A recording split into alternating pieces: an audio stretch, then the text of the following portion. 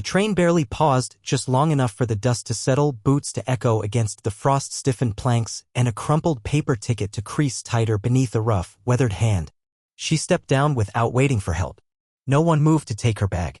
No one bothered to ask her name. They didn't have to. She was the sort of woman folks thought they already had figured out: plain skirt, scuffed boots, a shawl tugged tight around her shoulders as if the wind might listen. But it never did.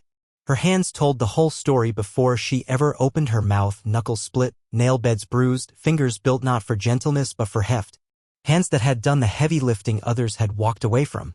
She lingered beneath the overhang of the platform. Her breath drifted in short, cloudy puffs, soft white ghosts in the sharp morning air. Snow clung to her lashes. She blinked it away and turned her face toward the town she'd come to marry into. It wasn't much. And it sure wasn't pretty. The church steeple leaned west like it was tired. The saloon sagged into the wind. A lopsided sign read General Store, though half the letters had long since given up. But to her, after endless years hunched over washtubs and stove grates, it looked like the kind of place where something gentle might finally have a chance to grow. She walked forward with quiet determination, though every step landed heavier than the one before. It wasn't fear weighing her down. It was hope. And hope always asks more of you. The letter he'd sent her said he needed a wife who could pull her weight. Said he wasn't looking for any porcelain doll. Said he respected grit. Well, grit was something she carried in her teeth most mornings. It was something she'd worn into her bones. He waited outside the sheriff's office, arms folded, coat cleaner than it ought to be in weather like this. His eyes scanned her the way a man sizes up a mule before bidding. "This is a mistake," he said. She started to speak, then thought better of it and shut her mouth. The imprint of the ticket still pressed into her palm. "You're not what I asked for," he added. "I meant work ethic, not rough." He didn't say the word ugly, but it hung there anyway, thick as chimney smoke. "You said you wanted someone who could work," she answered. He gave a small nod. "Yeah, in the house, quietly. I don't need folks thinking I married some dockhand." The street around them had gone still. Someone stepped out of the saloon and paused to watch. She swallowed hard, not the lump in her throat, but the heat rising beneath it. "I crossed 2 territories to get here," she said. "Spent every last cent I had." He just shrugged. "Not my concern." The town didn't say anything. Didn't need to. Their silence wrapped around her like a brand. She turned and walked away without once glancing back. She didn't shed a tear. Not when the boarding house turned her away, claiming rooms were for respectable women, or ones who could pay. Not when her final coin landed in the hand of a boy barely out of short pants, traded for a crust of stale bread. That night, she sat behind the post office, spine pressed to the cold stone wall, arms wrapped around her knees. She watched her breath disappear into the air. She thought of home. Not because she missed it, but because she wasn't sure it still existed. A stray cat passed by. Even it didn't pause. She thought about the soft girls, the ones with spark in their eyes and sugar in their voices. The girls who learned to curtsy, not carry. The ones who looked good in photographs and never bled through thin gloves. She didn't hate them. They just weren't her. And no one had ever taught her how to pretend otherwise. By morning, frost had silvered the ends of her hair. She brushed it off, stood up, and walked the town with her chin held stubbornly high. Work, she told herself. Just find work. The bakery gave her a chance, but not for baking. They put her to scrubbing. Buckets, floors, the dark-crusted edges of old ovens. She didn't complain. Dirt never scared her. People did. The girl behind the counter looked right through her. The baker's wife barked orders like she was yelling at stone. But she kept going. When her arms trembled from fatigue, she didn't stop. When the heat bit into her palms, she scrubbed harder. When the town whispered, "That labor girl," she leaned in and worked like the words didn't touch her. One man noticed. Or maybe he just didn't look away. He was tall. Quiet. The kind of quiet that didn't ask for attention but earned it anyway. A rancher, they said, lived past the ridge. Didn't speak unless spoken to. Didn't judge unless asked. She noticed the way he handled feed, careful, deliberate. The way he tied his horse, gentler than most men touched their wives. The way he left a loaf of bread wrapped in cloth outside the widow's door when no one was watching. He didn't stare at her the way others did. Not like she was a pity. Not like she didn't exist. He just saw her. And then looked away. Like she was real. One afternoon, her fingers slipped beneath the weight of a flour crate.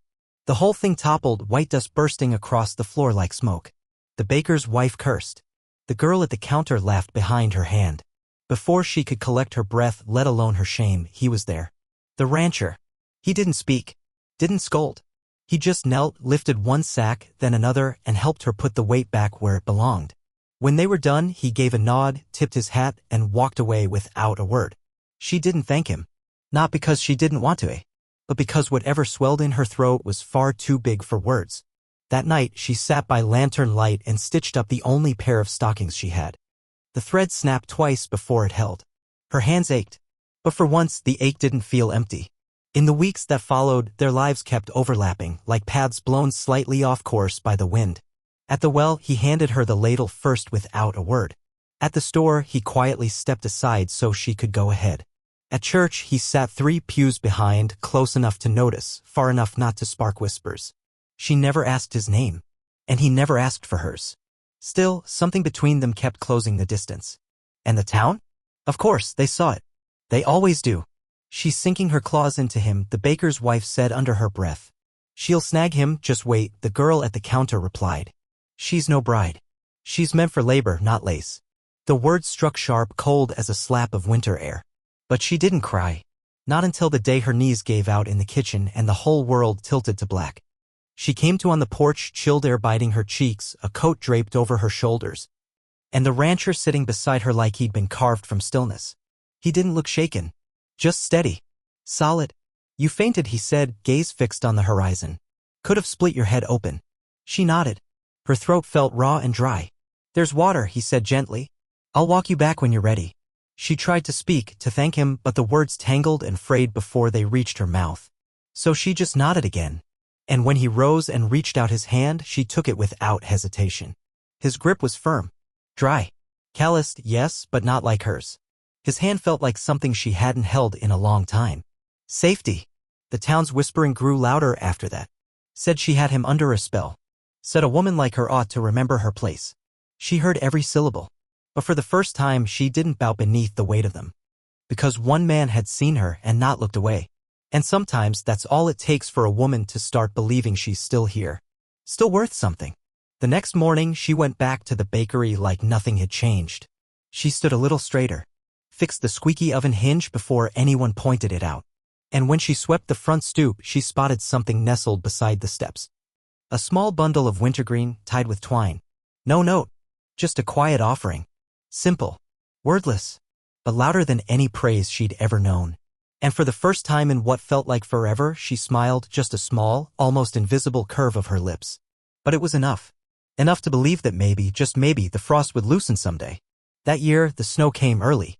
Not in thick drifts, just a soft layer, enough to hush the wind and dust the porches. It smoothed the edges of the town. But not its people. She moved through it with the ease of someone who'd walked through worse. Shawl pulled tight. Eyes forward. Hands red and split from hard work. She was the kind of woman who didn't wait for spring to give her permission to grow. The whispers didn't stop. Behind barrels, over bread loaves, between clacking needles, in sewing circles where talk moved faster than thread. She's making eyes at that rancher, someone murmured. She's got no shame hanging around his land. She'll wear him down. They always do. They never said these things to her face. Only loud enough for her to catch the sting of them. She didn't flinch anymore. But she felt them like tiny splinters you ignore until the whole hand aches. And him? He never mentioned the gossip. Not once. But one morning while she passed by the general store carrying a basket of linens she'd stitched the night before, she spotted a bundle on the steps, 3 logs, freshly cut and tied clean. She stopped. Not because she needed firewood. But because someone had thought to give without being asked. She picked it up and carried it home as if it weighed nothing at all. Later that week, he stepped into the bakery while she was on her knees, scrubbing soot from the tile. He didn't ask for a loaf. Didn't even glance at the pastries. He just said, "You know how to fix hinges?" She paused, dripping cloth in hand. "I've managed before." He gave a slow nod. "Mine's sticking. If you've got a minute." She followed him without needing more. He didn't say which door. She understood he meant all of it, his land, his silence, his time. His ranch stretched wide and quiet, all function, no frill. Fenced fields, a tilted barn, a house that looked worn but sturdy, like it had braved a few storms and stayed put. She liked that. He didn't offer tea, didn't smooth the moment with pleasantries, just showed her the crooked door and stepped back like he was handing over something important. She crouched beside the frame, studied the hinge, reached for his toolbox like it was second nature. Not a lot of women know how to do this, he said. She didn't look up. Most don't get the chance. He didn't reply, but something in the quiet between them shifted. From space to attention. She stayed longer than she'd meant to. Repaired the chicken coop. Moved feed sacks. Scrubbed soot from the hearth using a rag she'd brought from her own bundle. While she worked, he cooked. He wasn't good at it. Biscuits too dry. Eggs too soft. But they ate together anyway and the room softened because of it. She didn't leave a crumb. When she stepped outside, he walked her to the gate. Didn't ask her to come back. But 3 days later, she returned anyway carrying a spool of thread and oil for the door. They slipped into a quiet rhythm. Most Thursdays, she'd show up. He'd leave little things undone, not because he couldn't manage, but because he knew she could. She fixed the broken. He filled what was empty. And they spoke only what was necessary.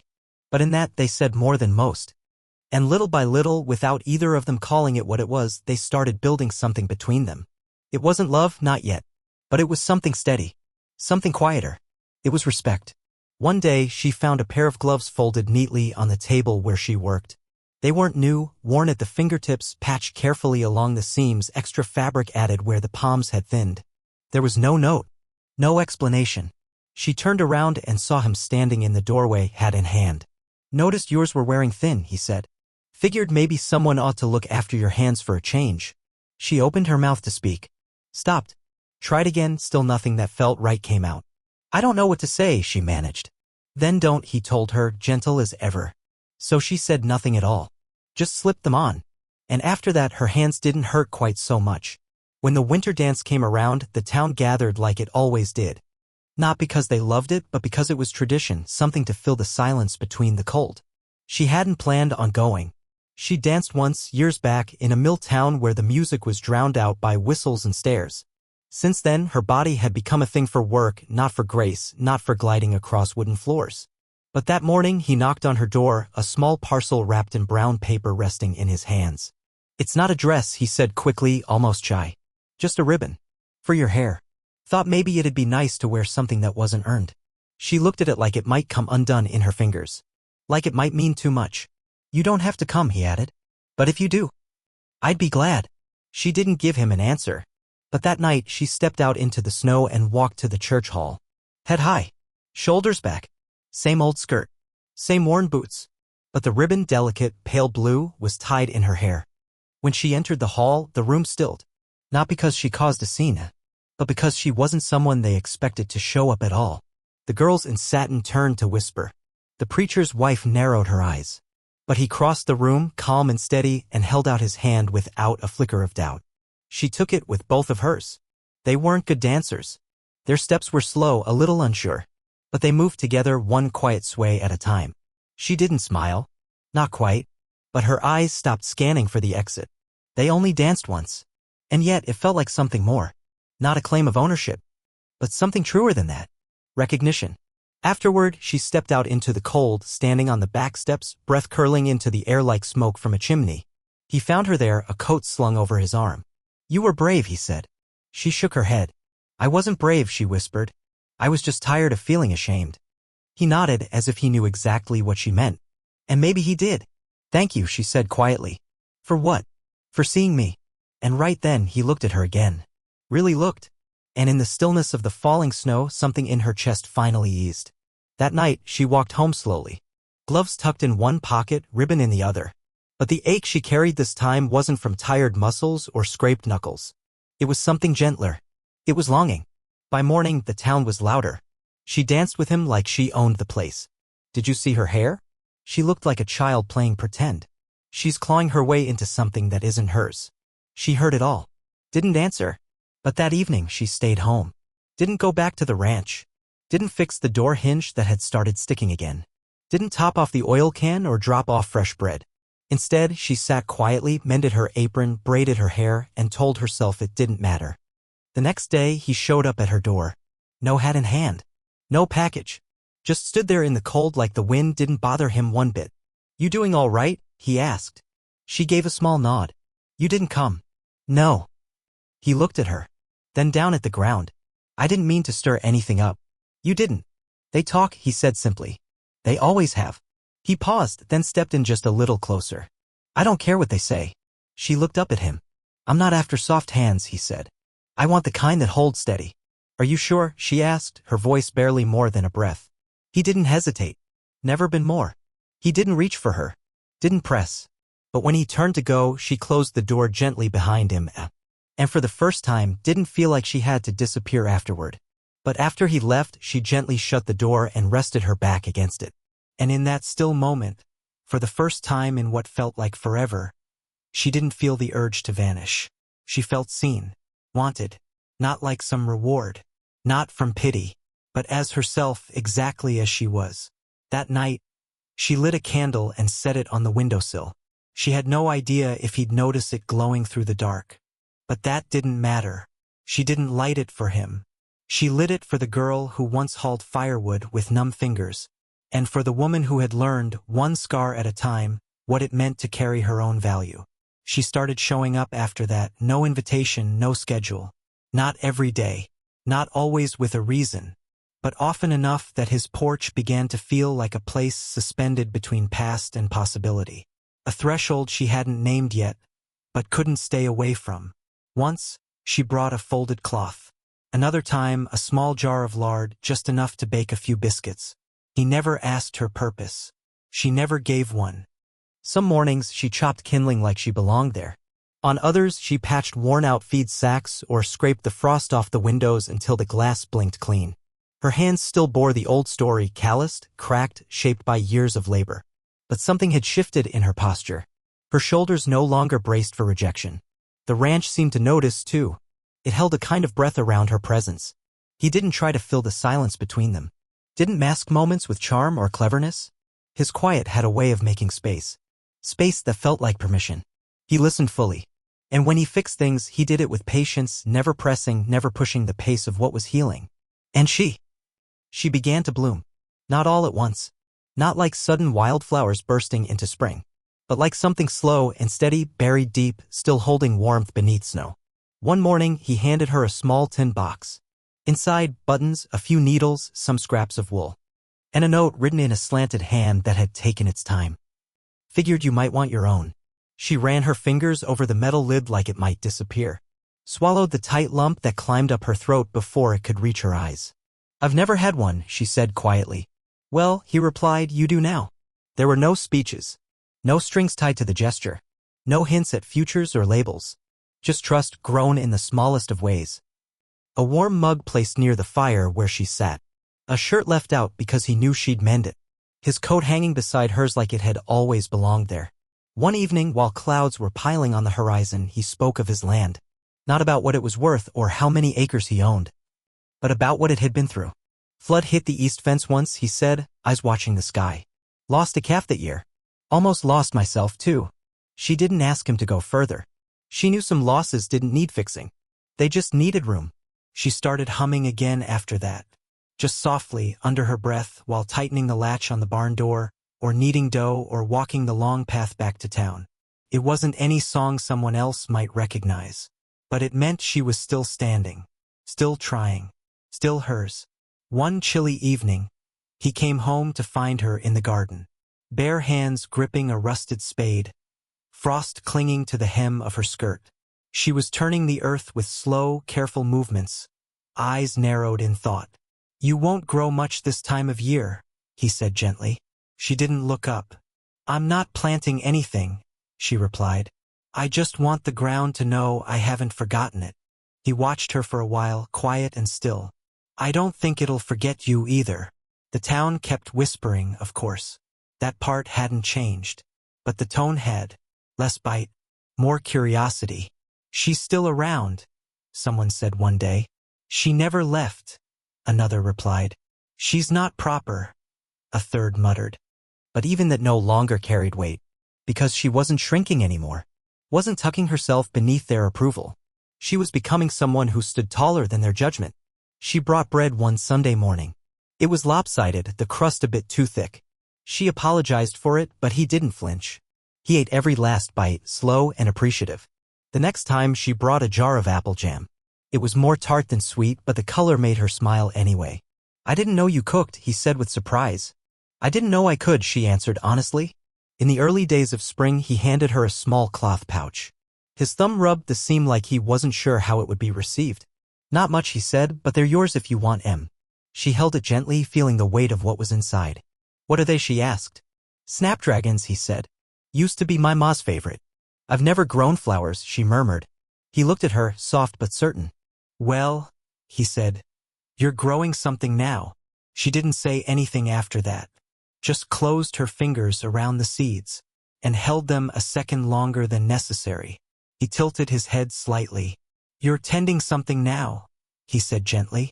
She didn't respond out loud, just kept her hands cupped tightly around the seeds, holding them a second longer than needed, like they held more than just the promise of flowers. One evening, they sat side by side on the porch, the air just beginning to soften with the first warmth in weeks. He handed her something small, a carved wooden bird, its edges uneven but carefully shaped. "I've started whittling again," he murmured. She turned it over in her palm. "It's beautiful. Meant it to be a dove," he said with a half smile. "But it came out more like a lump with wings." She laughed, and not the guarded kind. A real one, deep and unfiltered. He grinned at the sound. "A quiet kind of bird," he said, "like the land when it rains." She looked down at the bird again, her voice soft. "You don't have to keep bringing me things." "I know," he replied. "Then why do you?" He met her eyes without flinching. "Because when someone's been carrying heavy things long enough, someone else should carry a little for them." She looked away, but not before he caught the shimmer gathering in her eyes. One morning, she stepped outside and found a small tin of honey resting on her doorstep. No note, no explanation, but she knew who it was from. She stirred a spoonful into her tea, sipping it slowly. It tasted like balm on cracked lips, like something sweet she'd actually earned. They didn't touch often. Sometimes a passing brush of fingers when handing over tools, a steadying hand on her elbow when her balance wavered. But each glance between them carried weight, spoke louder than anything either of them could have said. He didn't see her as a burden or a project. He saw her as a woman choosing to stay despite every reason she had to run. And she didn't see him as her rescue or her reward. She saw him as the one who gave her room to breathe, who let her simply exist without having to explain why. The spring dance rolled around again, same as it always did. She hadn't expected an invitation, hadn't waited for one, but 2 days before, a package appeared at her door. Inside was a dress, simple, soft blue, hand-sewn with care. She unfolded it with trembling fingers, and underneath it lay a note, just a few words. Not for the dance, for the girl who never thought she deserved to wear one. That evening, she stood in his barn, sunlight spilling through the wooden slats, holding the dress close to her chest. She didn't cry, but her shoulders trembled because someone had finally looked at her, not for what she'd endured, but for what she was becoming. She wore the dress to the dance. She didn't spin, didn't glide across the floor like the other women. She simply stood at his side, back straight, gaze steady, head high. And this time, no one whispered. Not a soul dared. Because the woman who had once carried firewood, who had patched hinges and scrubbed floors until her skin cracked, now walked with a quiet reverence. She didn't need approval. She carried herself like something sacred. They only danced once. But when he placed his hand gently at her back and met her gaze without hesitation, she forgot every insult she'd ever been forced to swallow, and remembered only the sound of her own breath, calm in his presence. They didn't say much that night, but when he walked her home and paused at her doorstep, she turned and said, "I don't know what this is between us." He nodded slowly. "Me neither," he said, "but I do know it doesn't have to hurt." "No," she said softly. "It doesn't." She hesitated, then reached out and touched his hand. Not a kiss. Not yet. Just a touch, gentle, honest, like rain falling on parched ground. And when she closed the door behind her, her lips held the faintest smile. Because sometimes the things that take the longest to bloom are the ones that last the longest.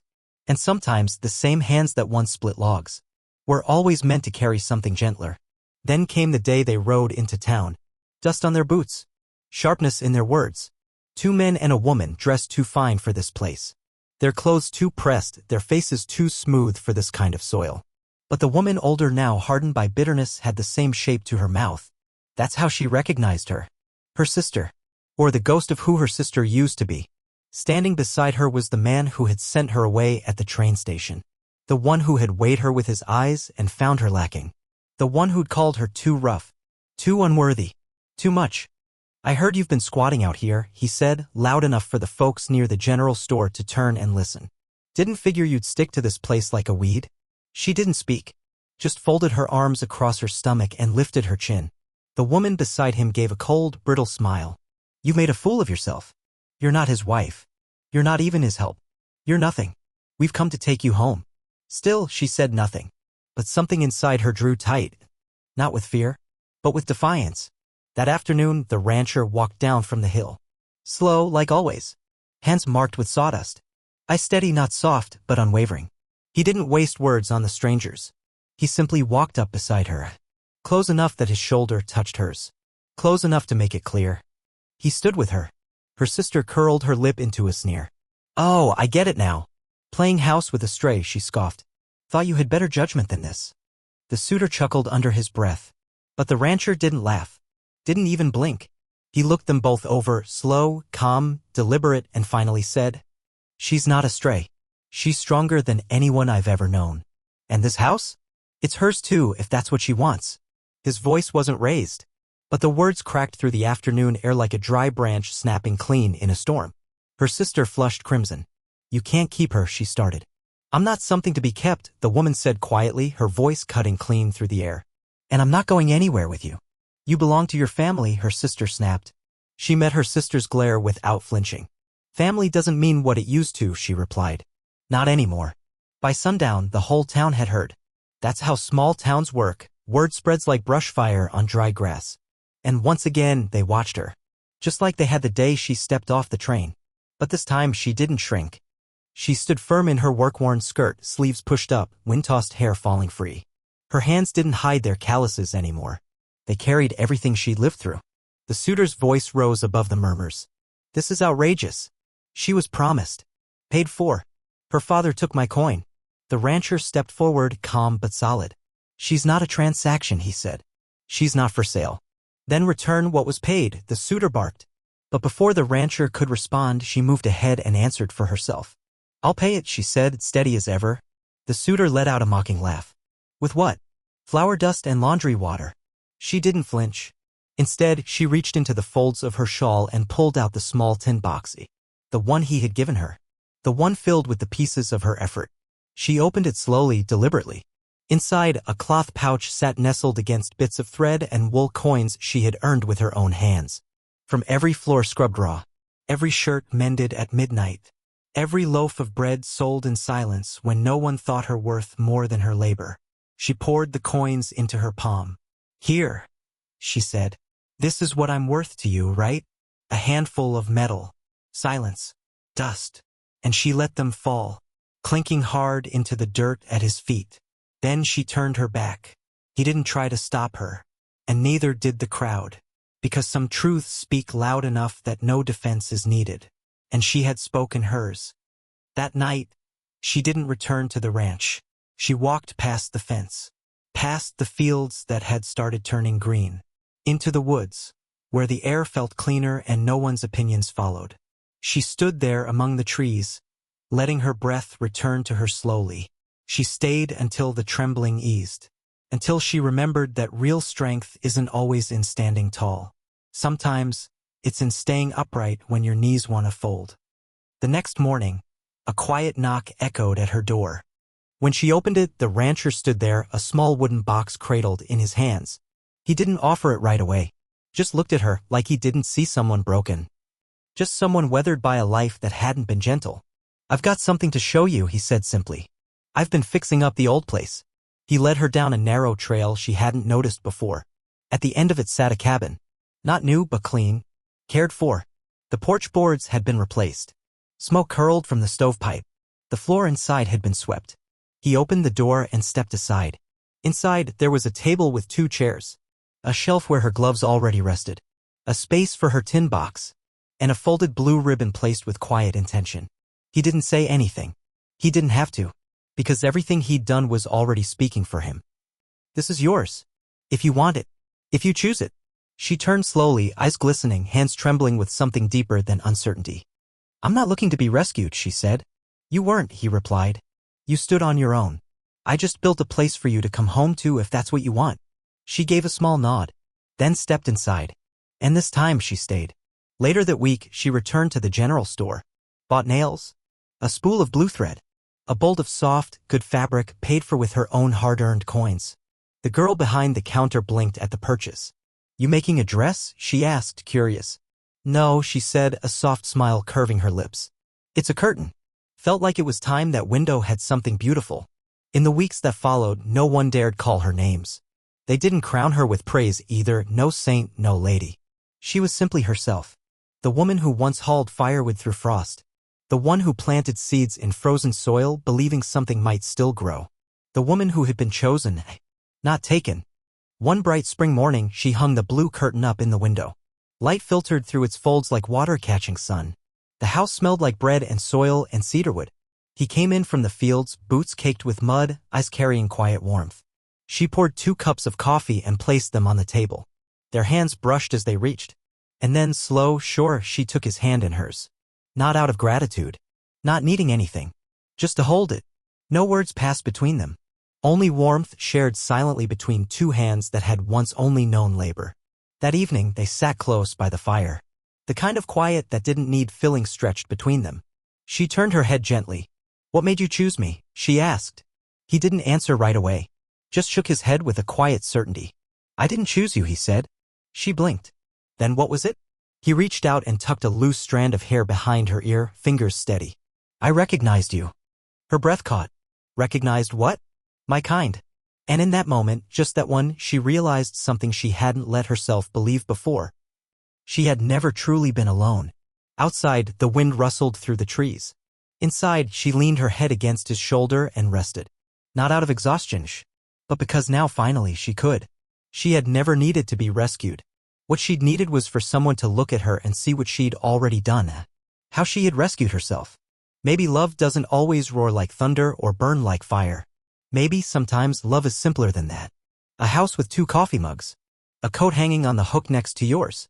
A voice that gently reminds you. You don't have to carry everything by yourself. And if you had seen her that spring, walking through town, head lifted, skirt trailing in the dust and pride in her steps, you'd never guess she was once the girl left standing on a train platform. You wouldn't see the rejection. You wouldn't hear the names they called her. Because in truth, they never truly took her. Not really. Because the moment she stopped apologizing for who she was, the whole world slowly began to shift to meet her where she stood. And maybe you, the one reading this. Maybe your hands are rough too. Maybe they've carried too much too long. Maybe you've heard the whispers, the lies, the voices that told you no one ever would. But hear this. You are not astray. You are not invisible. You are not less just because your journey has been heavy. You are not unlovable because you've been hurt. There is strength in the way you stay silent, and beauty in the breath you still draw, in all that you still carry. And one day, without pleading, without shattering, you will be seen, and you will choose, not because you were lucky, but because you were always worthy.